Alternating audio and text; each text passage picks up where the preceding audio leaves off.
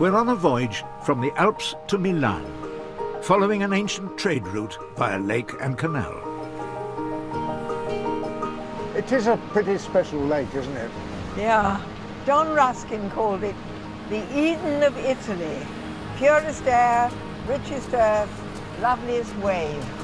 Very nice. Crossing Lake Maggiore, we've left the snow-capped mountains of Switzerland behind and headed into Italy, bound for the famous Borromean Islands and a fashionable lakeside resort.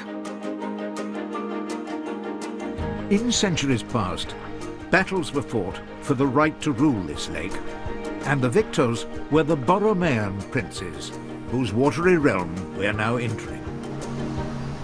The Borromean family were North Italy's answer to the Medicis.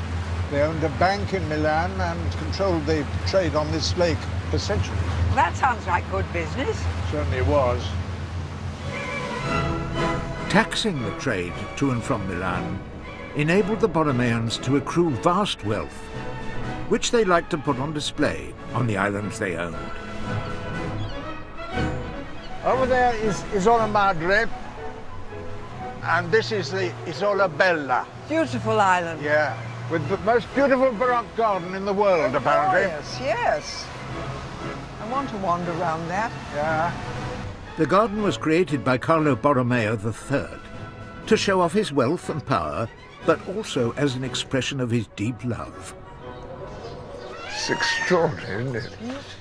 Our guide is Emanuela Ciolina.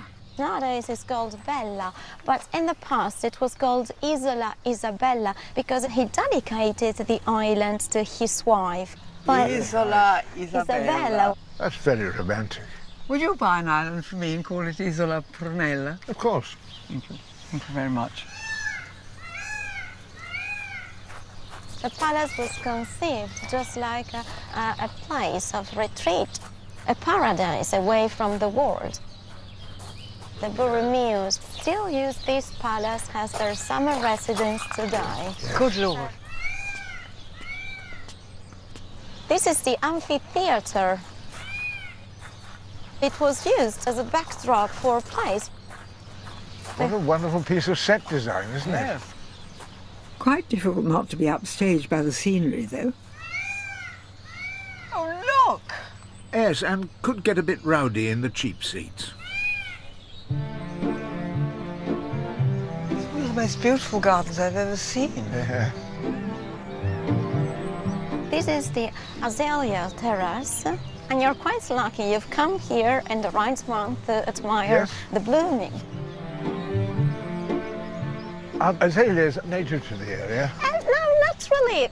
Plant hunters traveled all around the world, and they imported here azaleas, camellias, also rhododendrons. They find here the ideal climate, the ideal acid soil. That's why the azaleas are known as the flowers of the lake. It's a climb of over 120 feet to the top of the island. They're quite steep, these steps. But it's worth the effort. Magic. Look at the view. Absolute That's magic. really wonderful. The Borromeans shaped this island to resemble a galleon, rising from the waters of the lake. We are now walking on its rear deck. So what about down there, those extraordinary hedges? This is the Garden of Love. Garden of Love. Oh, we've got to go there, Tim. Oh, of course. With its ornate topiary, hanging terraces and statues, the Garden of Love was designed in typical Renaissance style. And here behind you, the statue of Cupid.